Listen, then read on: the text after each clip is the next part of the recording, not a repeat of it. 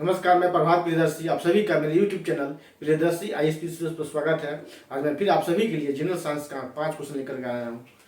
Question ये रहा कि नाभिक न्यूक्लियस के अलावा कोशिका सेल के किस कोशिकांग में, देखिए नाभिक मीन्स होता है न्यूक्लियस के अलावा कोशिका सेल के किस कोशिकांग सेल ऑर्गेन्स कोशिकांग सेल ऑर्गेन्स में DNA पाया जाता है। किसमें DNA पाया जाता है? ठीक है, बोले केंद्रक के अलावा नाभिक के अलावा कोशिका के किस कोशिकांग में DNA पाया जाता है? तो ऑप्शन है ये माइटोकॉन्ड्रिया, बी है गोल्जी उपकरण गोल्जी अपरेटस, सी है हरित लवक और डी है लाइसोसोम और पांचवा ऑप्शन ई ऑप्शन है। तो इसका आंसर होगा ई। क्या आंसर होगा? ई होगा। एक से अधिक इसका आंसर होगा तो इसका आंसर होगा ए और सी। माइटोकॉन्ड्रिया और हरित लवक दोनों में क्या पाया जाता है? DNA पाया जाता है। नाभिक के अलावा माइटोकॉन्ड्रिया और हरित लवक में क्लोरोप्लास्ट में DNA पाया जाता है। इस सब क्या है? कोशिकांग है। कोशिका का एक भाग है। कोशिकांग नाम है कोशिकांग। हिंदी में कोशिकांग बोलते हैं, इंग्लिश में बोलते सेल और ऑर्गेनेल्स। ठीक है, माइटोकॉन्ड्रिया गोल्जी बॉडी तो ये सभी क्या है? इसका कोशिकांग है, कोशिका अंग है। ठीक है, और देखिए तो इसका आंसर हो जाएगा ये आंसर होगा इसका।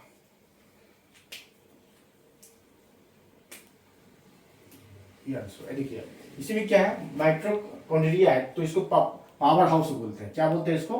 पावर हाउस बोलते हैं। इसको पावर हाउस बोलते हैं। पावर हाउस बोलते हैं। लाइसोसोम है तो लाइसोसोम को बोला जाता है आत्महत्या की थैली, सुसाइडल बैग बोला जाता है। इसको बोला जाता है सुसाइडल बैग। क्या बोला जाता है लाइसोसोम को? Suicidal bag.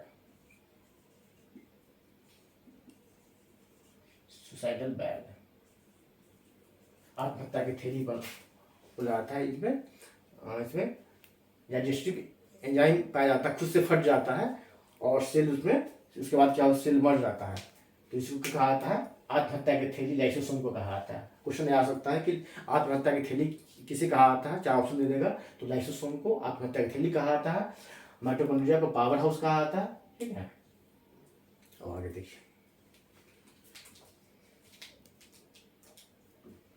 दूसरा क्वेश्चन देखिए, निम्न में से कौन जीवाणु जनित रोग है? जीवाणु जनित बैक्टीरियल डिजीज है, मतलब कौन सा रोग जो जीवाणु से होता है, बैक्टीरिया से होता है? तो ऑप्शन देखिए, क्षय रोग जो टीबी है, रेबीज है और सी पोलियो है और डी हेपेटाइटिस बी और पांचवा ऑप्शन ई ऑप्शन है। इसका आंसर होगा ये। क्षय रोग जो है, टीबी जो है, ये क्या है? जीवाणु से होता है, बैक्टीरिया से होता है, बैक्टीरियल डिजीज है। और सभी क्या है? रेबीज, पोलियो और हेपेटाइटिस क्या है? ये वायरस से होता है, विषाणु से होता है। ठीक है, रेबीज कुत्ता के काटने से, चमगादड़ के काटने से, बिल्ली के काटने से, जंगली जानवरों के काटने से रेबीज होता है। इसमें वाटर फोबिया होता है, पानी से डर लगता है। ठीक है, और पोलियो जो है दूषित जल और या दूषित भोजन से होता है, पोलियो होता है। और डी जो है हेपेटाइटिस बी जो है, ये इसमें लीवर में सूजन होता है। इसमें लीवर में सूजन हो जाता है इससे, हेपेटाइटिस बी से। ये जॉन्डिस के बाद दूसरा रूप होता है कि हेपेटाइटिस होता है। ठीक,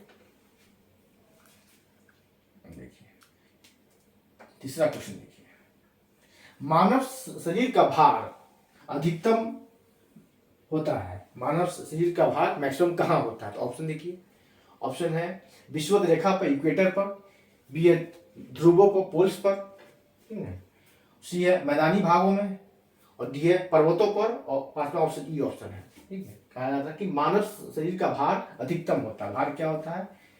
W=m×g। जी क्या है? यहाँ जी क्या है? ग्रेविटेशनल एक्सीलरेशन है। एक्सीलरेशन, ग्रेविटेशनल एक्सीलरेशन है जी।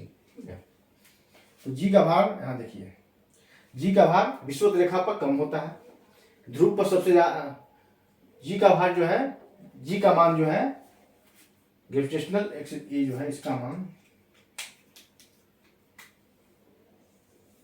ठीक है, विषुवत रेखा पर जी का मान कम होता है ठीक है।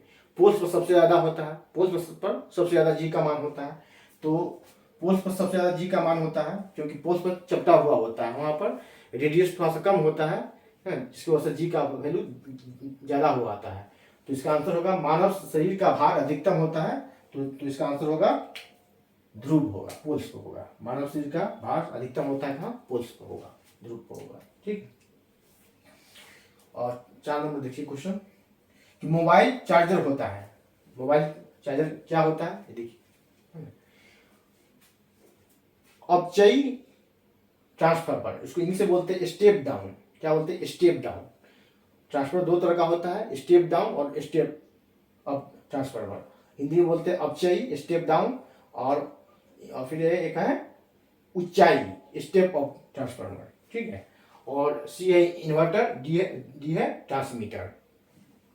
तो और 5वां ऑप्शन ई लगा हुआ है। तो इसका आंसर होगा मोबाइल चार्जर है step up, step down transformer, अपचयी ट्रांसफार्मर है मोबाइल का चार्जर। क्या करता है? वोल्टेज को कम करता है। जब वोल्टेज को जब बढ़ाना होता है तो लगाया जाता है स्टेप अप ट्रांसफार्मर। जब वोल्टेज को कम करना होता है तो लगाया जाता है स्टेप डाउन, ना भी डाउन, कम किया जाता है। ठीक है।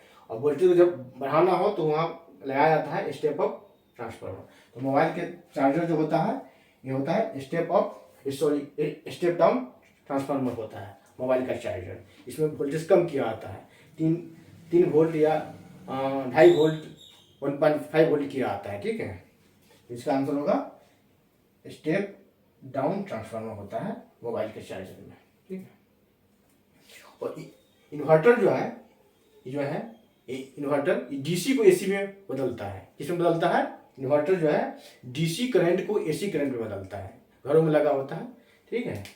इन्वर्टर इसके साथ एक बैटरी लगा होता है जो चार्ज होता है, जो बिजली चले जाने पर ये काम करता है इन्वर्टर, और डीसी को एसी में कन्वर्ट करता है, क्योंकि घर का जो वायरिंग होता है एसी के लिए होता है। ठीक है। और देखिए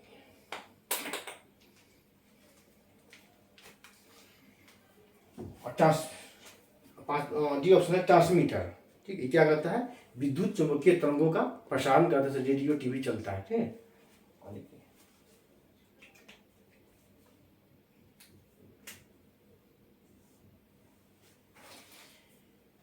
5वां क्वेश्चन है यूरिया में नाइट्रोजन किस रूप में पाया जाता है? यूरिया में नाइट्रोजन किस रूप में पाया जाता है? तो ये है नाइट्रेट, बी है नाइट्राइट, और सी है एमाइड, और डी है अमोनिकल, और 5वां ऑप्शन ई है। तो इसका आंसर होगा एमाइड। क्या है? एमाइड। ठीक है, एमाइड। यूरिया में नाइट्रोजन किस रूप में पाया जाता है? तो एमाइड के रूप में पाया जाता है। किस रूप में पाया जाता है? एमाइड के रूप में पाया जाता है। 66वें बीपीएससी में क्वेश्चन आया था कि यूरिया में कौन कौन से तत्व होते हैं। ठीक है। तो यूरिया में क्वेश्चन आया था 66वें बीपीएससी में, बीपीएससी 2020। ठीक है।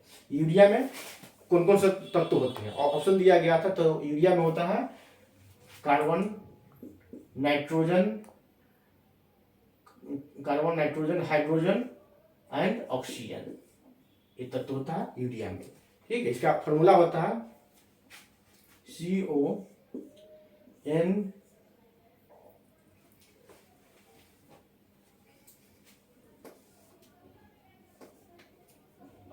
CONH2, इसका फॉर्मूला होता है CO, carbon, oxygen, nitrogen, hydrogen. ठीक है। 4 तत्व मिलकर बना होता है यूरिया। तो आज इतना ही, फिर अगले वीडियो में मिलते हैं। आप लोग इसे लाइक करें, सब्सक्राइब करें, शेयर करें।